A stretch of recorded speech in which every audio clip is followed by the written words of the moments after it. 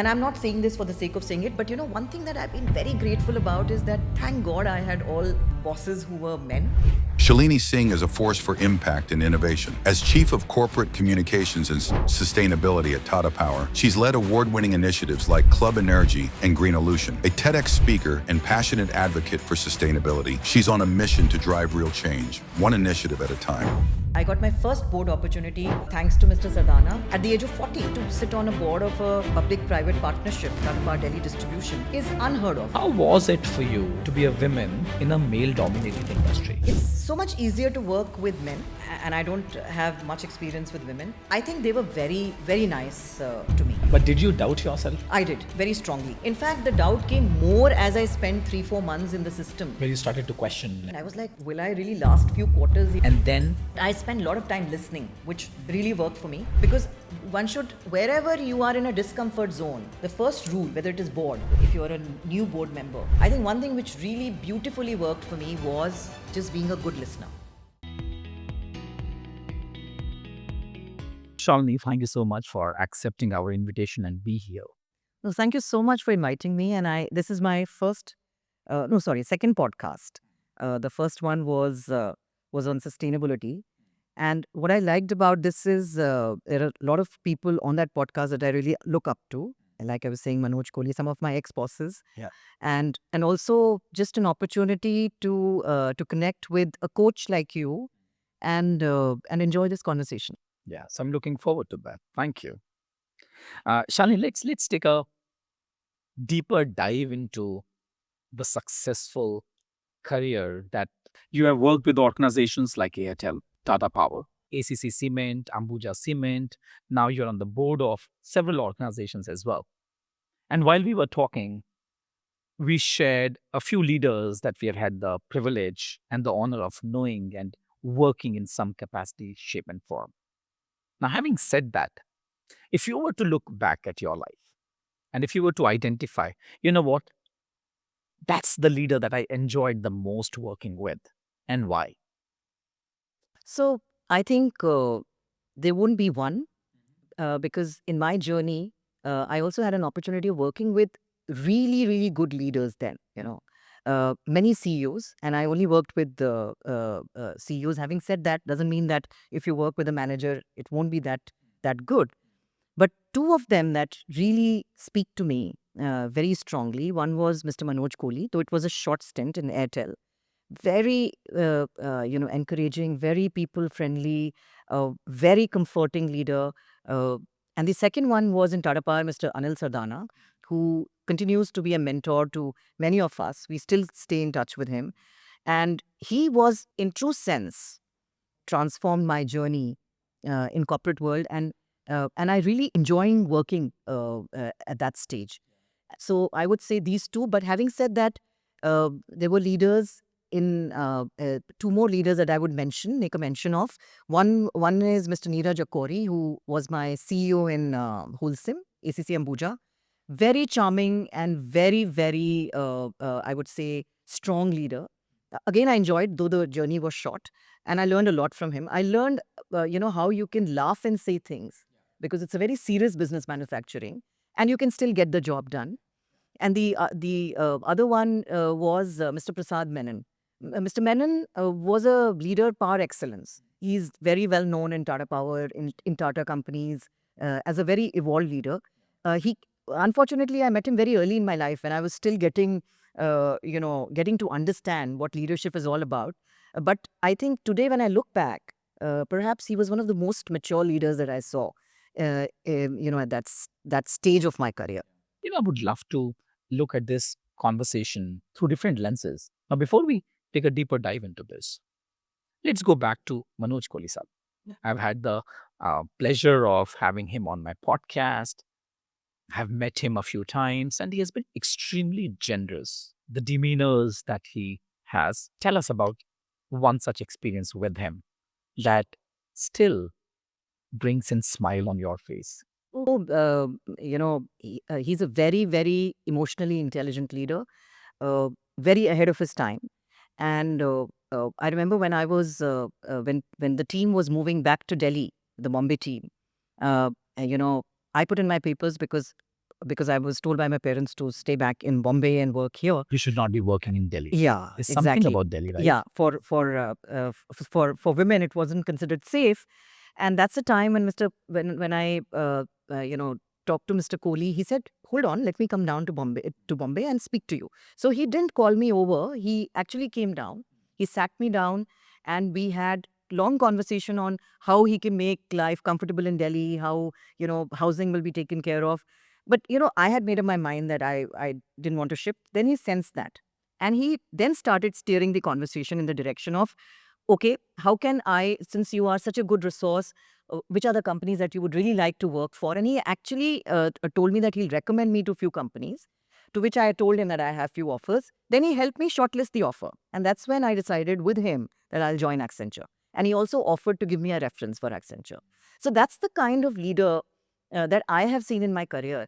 And there was no doubt when I, and so much of, positive feedback on how good you are and how you can make a difference. And to answer your question, as a woman leader, a leader is a leader in my eyes. Gender uh, doesn't play too much role there, but what gender does is uh, makes you more nurturing if you're a woman leader. So you have an instinct of wanting to take care of your team, perhaps more than what other leaders would be. So I've seen that my style has always been to lead from the front. So I would work weekends, and I would allow my team to rest for the weekend, and I would do that work with the bosses, and let them chill a bit, because they have a life, right? And and to create that work life balance. And I think that's the difference that I have experienced in my leadership style.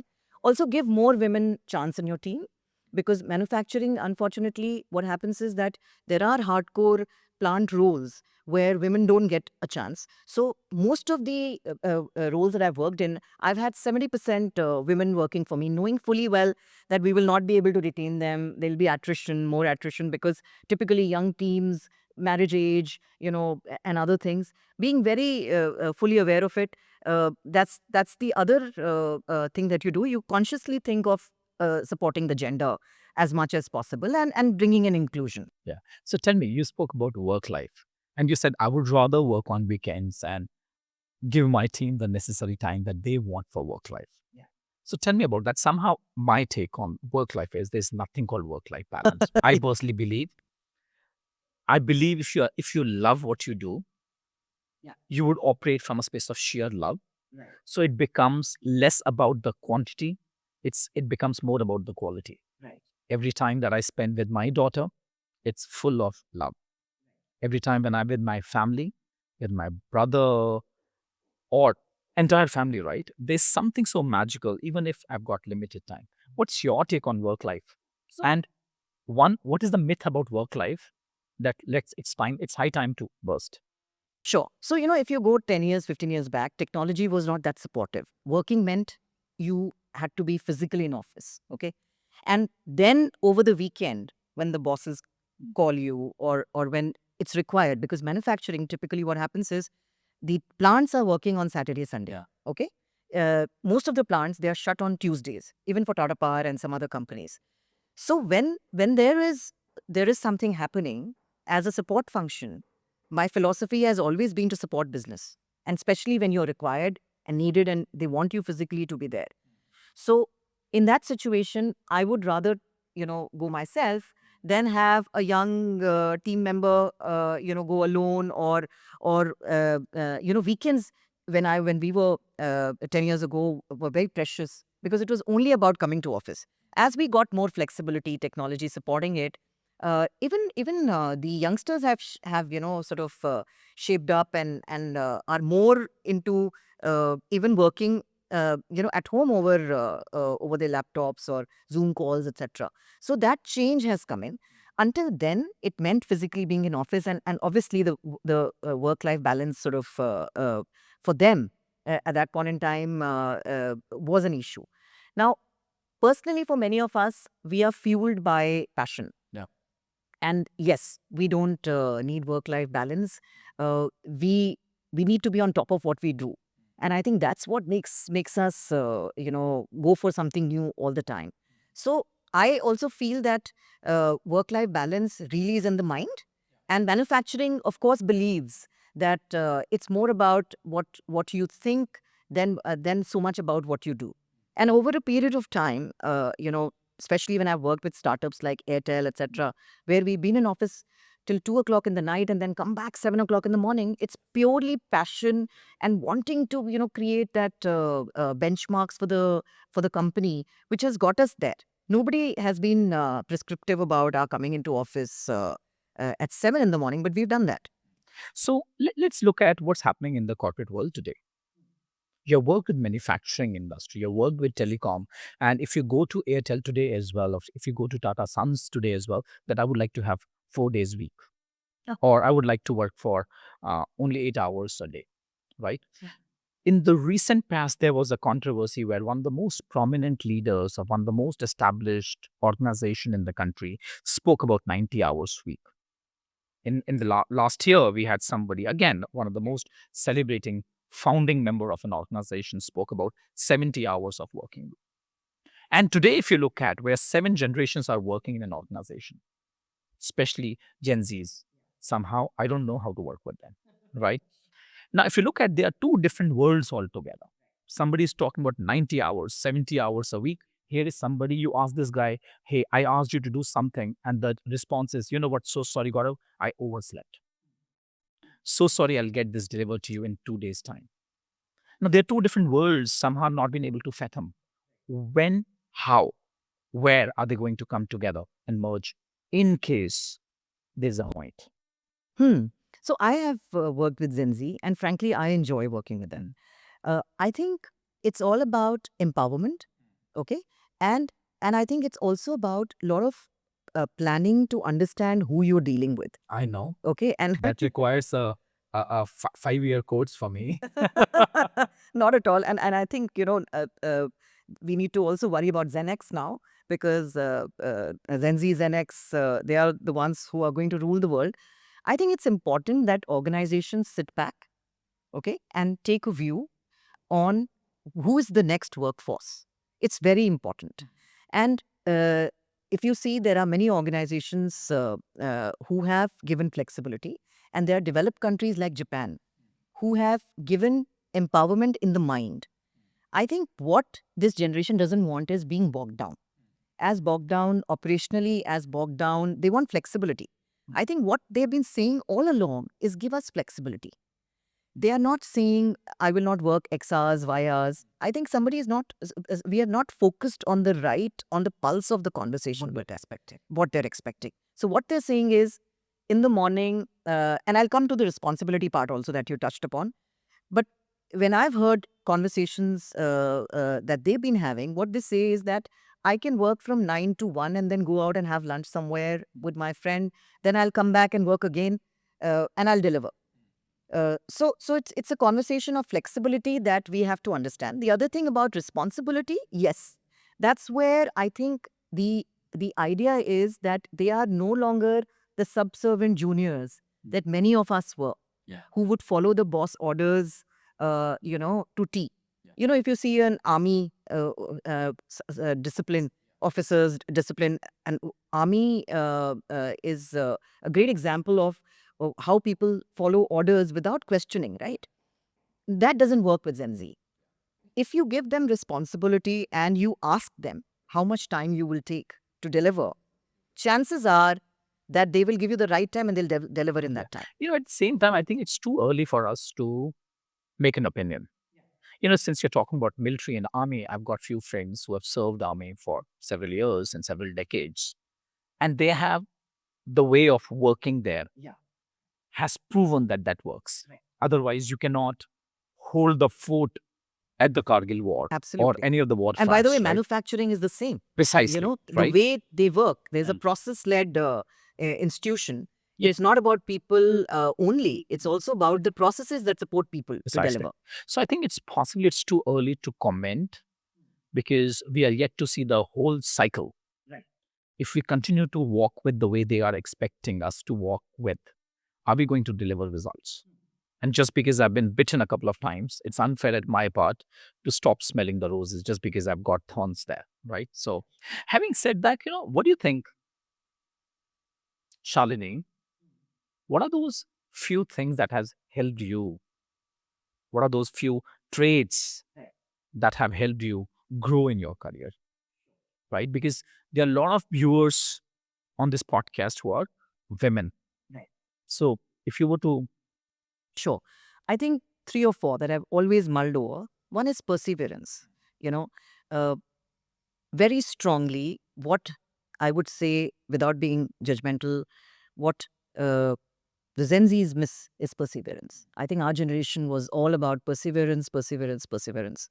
Don't give up, even if you fail. yeah, I'm happy you're calling me as well, our generation. Okay. I'll take it as a compliment. So we were told that, even if this assignment is not going well, keep doing it, keep delivering, better it. So that's number one. Number two, emotional intelligence.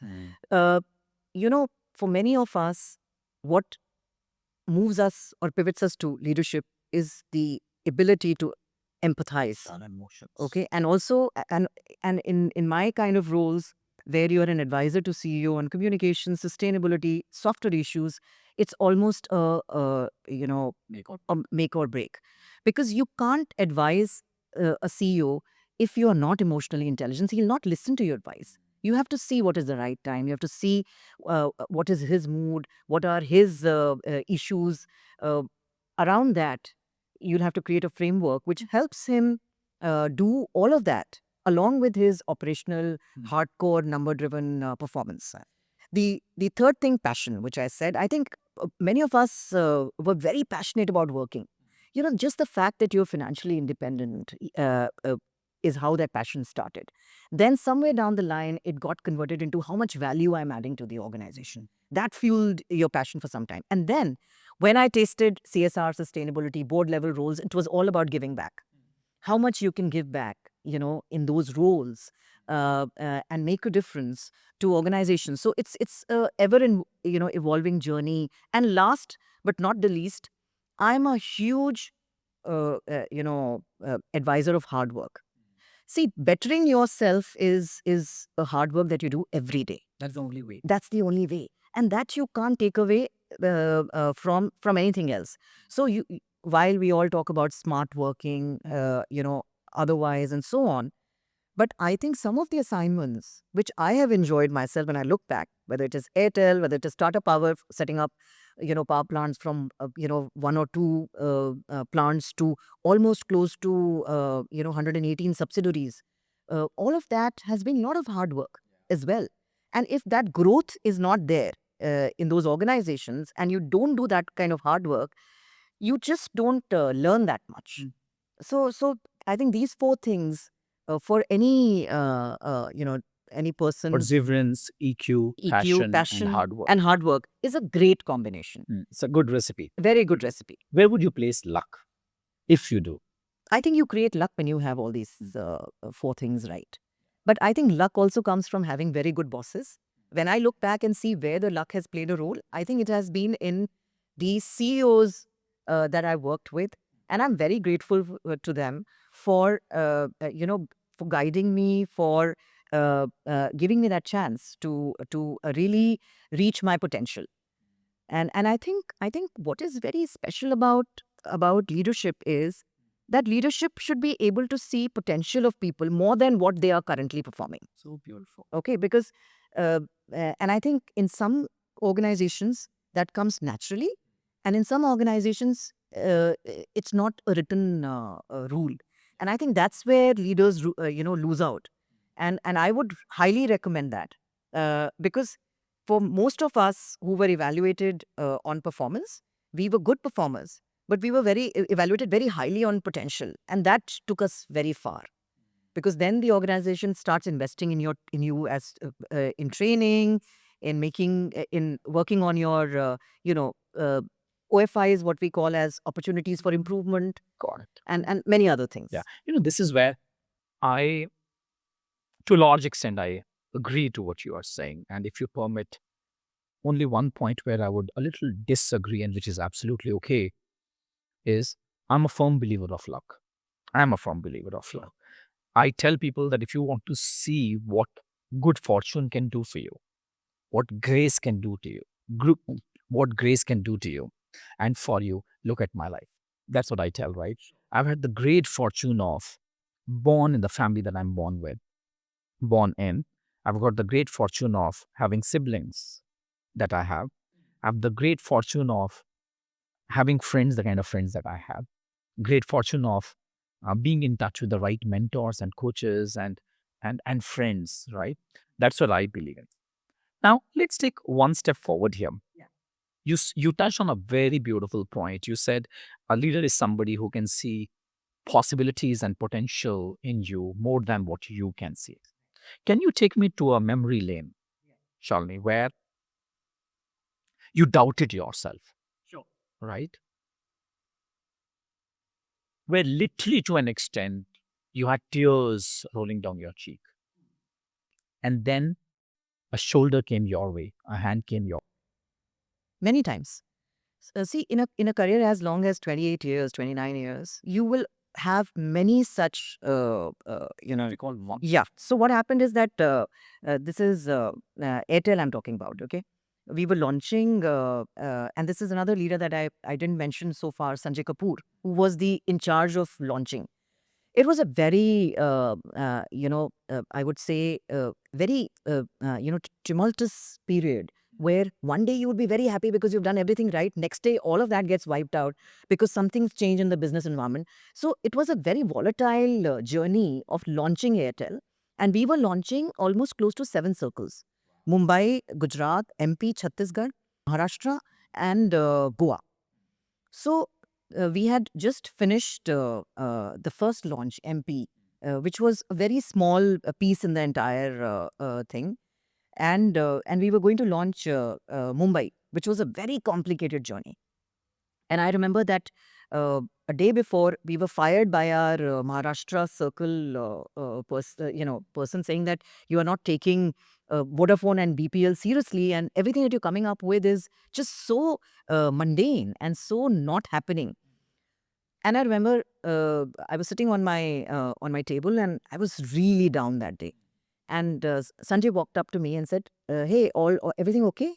So I just looked up to him, and I was like, he said, "No, I know that you got fired by, I'm not going to name the CEO, but I think I'm glad we got fired." And I almost had tear in my eyes because I was lost. So he told me, he said, "Listen, uh, go home now. Uh, Tomorrow morning, come and think something fresh. I'm sure you will come up with something and come and discuss with me." So that was the time. And he also called the agency in the room, that you're not giving good ideas to Shalini. Uh, uh, uh, get them in the room. I want to speak to them. This is our launch agency. Okay. Next day's morning, I went back. Thought of few things. And Sanjay had said that come and see me in the room. I went to see him. He called the agency. He did a briefing with me. And uh, by the end of the day, we had a fantastic, reveal idea, which he knew that Inder will like because he had worked with him for the longest time. And that was it. And I will never forget this kindness, of spending time in the middle of a launch with somebody like me. Uh, uh, when I was not even his reportee, I was a skip reportee. My own boss, also said, Let Sanjay comfort you because he's a better person then." So that was one. Similarly, many times in Mr. Sadhana that I speak about with Tata Power, many times, when there has been huge media lashes on the plant and all, every time he's called and said, "Hey, don't worry, I'm sure you'll manage it. Just relax and think." And I think it doesn't come very easily with leaders when they are under pressure, especially Tata, which is so, careful about its reputation. But when you have bosses who tell you, uh, you'll it's okay, you'll be able to do it, and you can do uh, great scenario planning. Just give yourself some time and do it. And it's happened so many times, in that whole journey. uh, uh, and I've seen others who are my equivalent in Tata Group, where they were told they are not proactive, they are very weak on strategy. And I used to be very surprised that how they are getting this kind of feedback. Because most of us would be weak on strategy till we actually handle an issue like that. But my bosses, I mean, people that I've worked with, CEOs, and I respect them a lot, and why I use the word luck with them is because I've seen people who have been not so lucky and gotten very different Precisely, feedback. precisely. And rather, I would rather take this opportunity to thank that gentleman as well Yes. who scolded you, because if not for that, Oh, yes. the next link would not have been there. Absolutely. At times when I work with people who are just by sheer luck, that I'll not call it luck this time, I would call it just by the sheer plan of the universe that uh, we are working together, where they have to report into me at times when I'm being hard to them. The idea is not to directly challenge who they are, rather challenge the situation that we are dealing with. And once I'm able to create this distinction, that it's less about me, it's about the work that I've delivered, and the other person is concerned about the deliverables that's happening through me, Right. I think the whole situation would shift. Oh, absolutely. I think that's something that they beautifully teach you in Tatas. I think Tata has this Has beautiful this. culture. Yeah, it has a culture of, building leadership traits. Yeah. Okay, which many of us, when we are in the system, we don't appreciate it that much. But when we get out of the system, we are different leaders. When we go to organizations, new organizations, the way we are viewed versus the others, the you can see the difference. You are more tuned to people.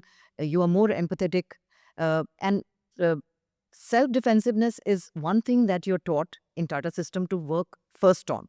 The reason being that there's a philosophy that business excellence cannot be achieved if you keep defending what you have. Before somebody else cannibalizes that, you should cannibalize it yourself. And that's yeah, and see, that's how a lot of world class organizations work on this philosophy.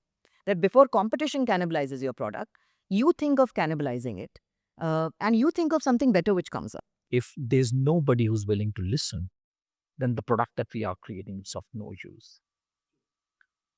So that's the belief that I brought in with myself, that I'm not good enough, right? I don't belong to that league. What were your beliefs that you carried when you started working? So, And how did you overcome that? sure, sure.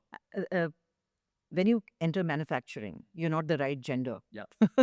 I would You're love not to an talk engineer, about that. okay? Yes. Because I went to engineering companies. So I was not an engineer as well. And plus, if you don't come from the same sector, for instance, I moved from textiles to consulting to telecom. So you don't even there is this camaraderie between industries that, okay, she's power industry, so what if she's not an engineer? So I had none of that supporting me. So when I entered Tata Power, everybody told me that And you were heading communications. communication. So I was the youngest AGM, assistant general manager, who was hired by Tata Power. So many things were things which were being done for the first time because the role became important. मतलब आपके लिए पूरा इतिहास रचा गया था.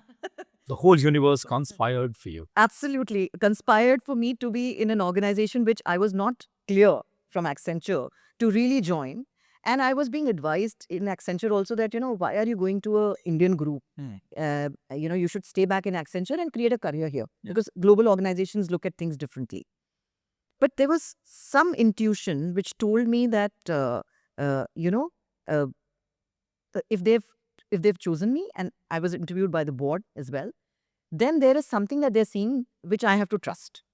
With that, I, like a brave heart, entered the organization.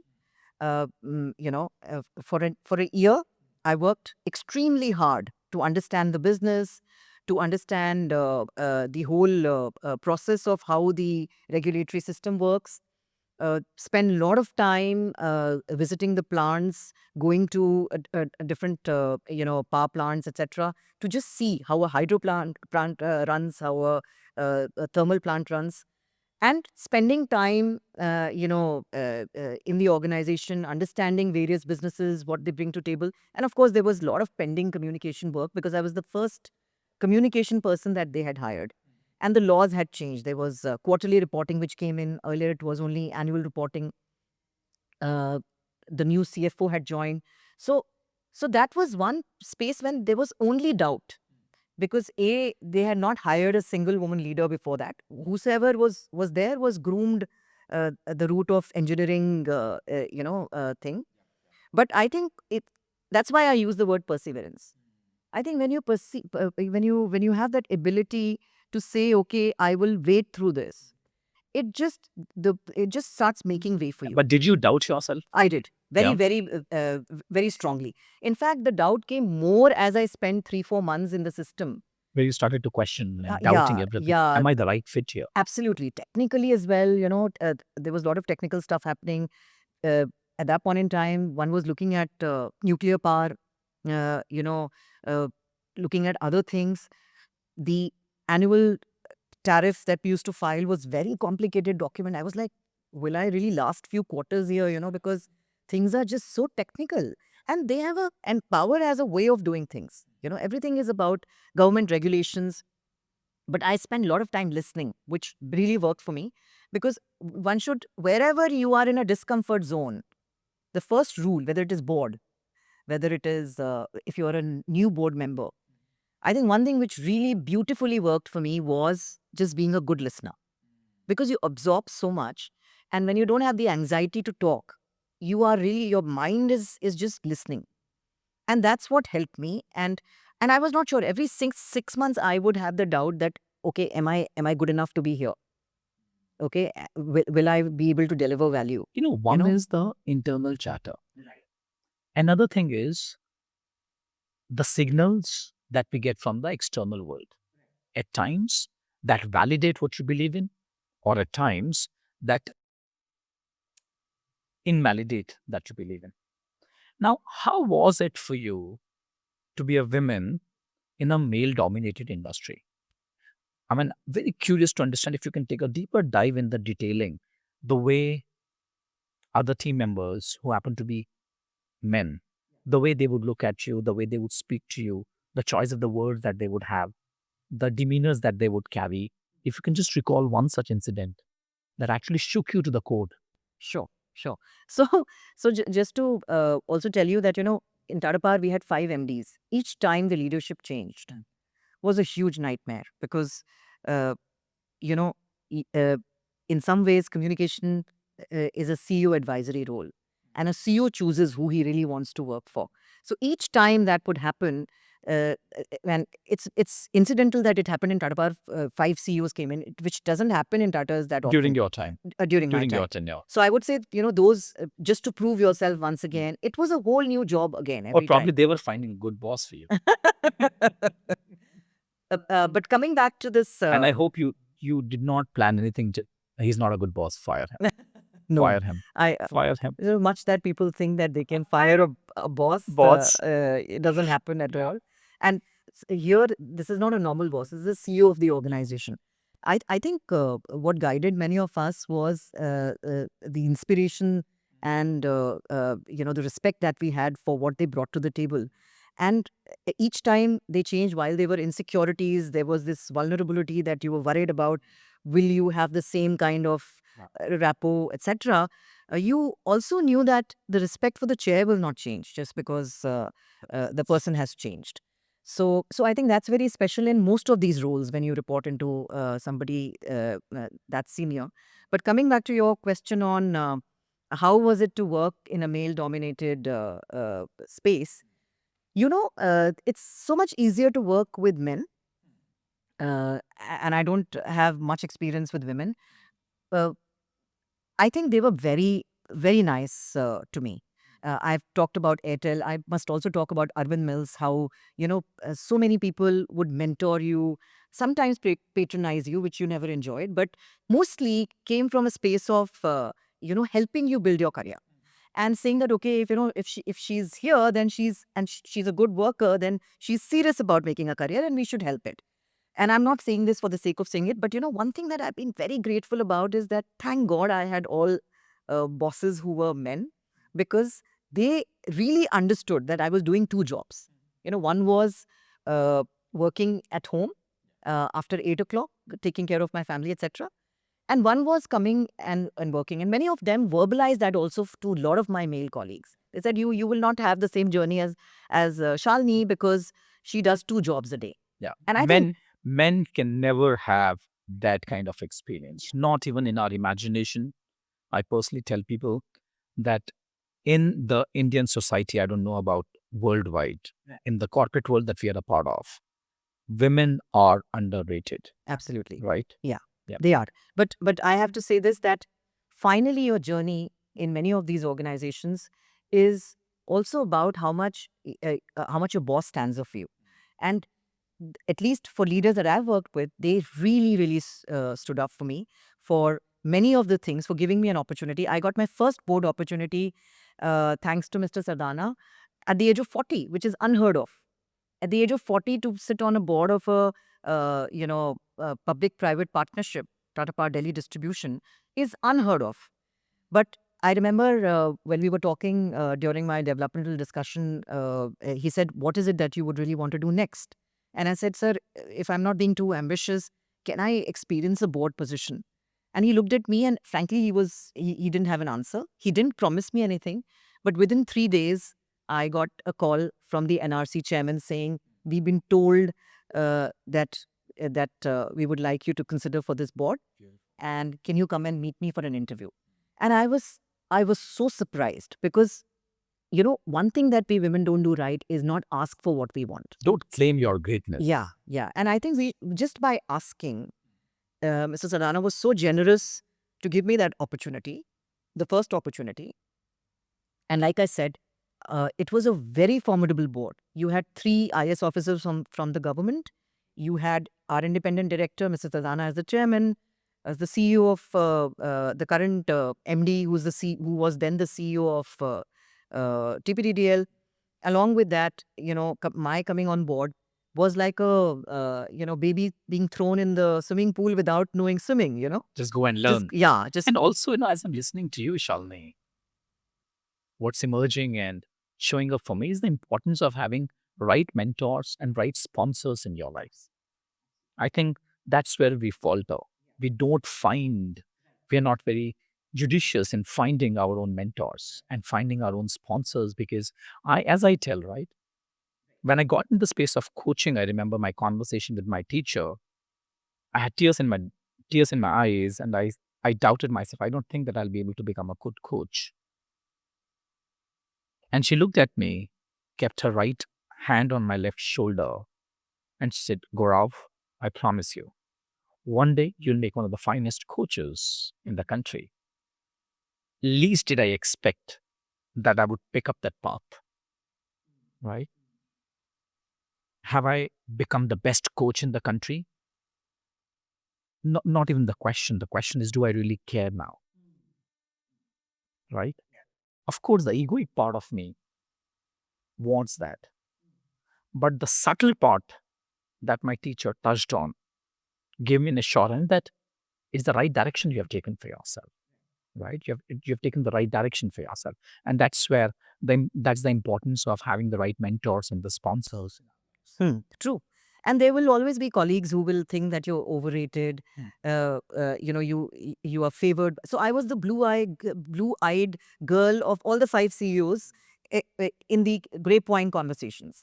Okay, but nobody saw the hard work, behind the scenes, where you protected the reputation of the organization so many times, which nobody would get to know otherwise. When right? we get to know because Yeah. it's confidential. Absolutely. So I did have, like you said, I did have colleagues who thought, male colleagues who thought that the function was given too much of importance, or the function was, or because you're a lady, you're getting importance, etc. But frankly, it doesn't work like that, because organizations like these will always have somebody there. It's that person who's created that value. And it is that person who brings that value to have the seat on the table. And I think if really one has to have a conversation, is why that person has a seat on the table. Then that conversation is really a apex level conversation which happens. It never happens because of one person. And also, I think it's quite a derogatory statement to make just because you're a woman, Yeah, yeah, you have got this role. right. It's quite a derogatory Frankly, when I statement. started my career, Gaurav, there was no woman or man kind of a distinction any which ways. It was all about who's qualified to take that seat. Today, people talk about diversity, and in couple of roles that I got a call for, they said diversity, and I very politely said, "I'm sorry, I'm not here for I'm not. diversity. I come from manufacturing. Yeah. You I'm know, not here so to I'm not here to Yeah. really fill your diversity goals, Mm. and have a it's tick in the box. yeah, and tick in the box. And I also feel that it's you're doing so much of disservice to experience people when you say diversity and when you say otherwise. I can understand inclusion being the driving force behind hiring genders here and there, but it cannot be the reason for Yeah, I think if it's the reason is that we would like to have a better ratio in the organization, I think that itself is a wrong starting point. right, If absolutely, the starting point is we would like to bring in perspectives, multiple perspectives, I Yeah. think that's a right way to do. absolutely, In my organization, I personally believe that we have got a few women. I would definitely call them leaders because they know in their own ways, shape, and form, they are holding the fort that I know I can never do that job. I'll never be able to do that job, right? Because there's something that comes naturally to them. At the same time, I'm very intrigued. You spoke about that I've had 4 or 5 good bosses who happen to be male, men. You enjoyed working with them. What is it about women leader that you might not find there? I think the corporate India obviously has not done enough to bring in women leaders at that level to really become that secure as women leaders. Okay, so I don't see very secure women leaders on top. Also, I think culturally there is an issue in India. Issue is really not about women leaders per se, Yeah. but culturally in India, women start competing with women. Okay, and that creates a whole different circle of you know uh, uh, different kind of conversations about different women, etc., which men would never do with each other. And I think that's where when I see in sectors like manufacturing and others where there are few women, but they will still reach the leadership level because the whole competition among each other, etc., doesn't exist that much. So that's one part. The other part is, so where is the bandwidth for women leaders, or where is the pipeline that you see? And even if you have women leaders, can we close our eyes today and tell at least 3 names that we would want to work with? The answer, frankly, does not come to me at all. Yeah. The other thing that I see which is missing is that even at the mid levels, when we have women as managers, etc., how many of them are really capable of becoming leaders tomorrow itself is a question mark. Now, when I see at a board level, there are few impressive board leaders that I would like to work for because they are very secure in the way they are. They operate as a nurturing, force in many other people's life. I would say they are not necessarily looking for women to coach, and I think that's where the board level is very different from the Mid-level actual or the mid senior level and leadership level. the. Yeah. And I think India has to do a lot to also culturally, build qualities of cooperation, collaboration in women, build qualities of perseverance in women, and emotional intelligence. I think one reason why women in India have not come very far is because as a culture we are not very emotionally intelligent, and you cannot pivot to leadership till you are that emotionally intelligent person who's calm when it is required, who's not emotional about not being promoted that year, who's not constantly comparing your journey with people who are not even having that experience. Just one thing when you said that probably men are not that insecure or men don't compete, I personally believe that even we do. Hmm. But it's And not blatantly yeah, out there. no, it's blatant. Yeah, Yeah. we all play dirty games. I think somewhere deep down, we all have ingrained insecurities and fears that we have been dealing with. And when I don't know how to deal with that, and I'm under tremendous pressure that I have built for myself, I end up pulling the other person down. And I'm just asking myself that the environment that we are born in, women, irrespective of their personal lives or their professional lives, they had to do much more to prove themselves. No, completely understand because, I, like I said, I employed about 70-80% women in my team. So I absolutely see this part. But I think what could be different for those women to succeed is first be a collaborator. Okay. Your first 15 years should be all about collaboration. What I taught to many people in Tata Power, which they will subtly, Tata Power or in Airtel, was being the most unpolitical, non-political, whatever you want to call me, and always, above the, I would say, in a position which is above the regular politics. And I think what that does is people start viewing you as collaborators and not so much as somebody who's on this side, that side. But that's very difficult, isn't it? No, it's not. I think it's very easy. And the same thing helped me in Tata Power also. I always, in fact, I remember one of my outbursts, okay, one of the few, a very embarrassing one, in the Apex meeting where the CFO was trying to compete with the business head, and they were like literally having, uh, uh, you know, 10 minutes monologues, etc. And the CEO is enjoying it. In my last CEO, and I just looked at them and I said, you know what? The competition is outside. What are you guys fighting with each other for? Let's start looking at the competition outside. And I think that's the view that within the boundaries of the organization, we are one team.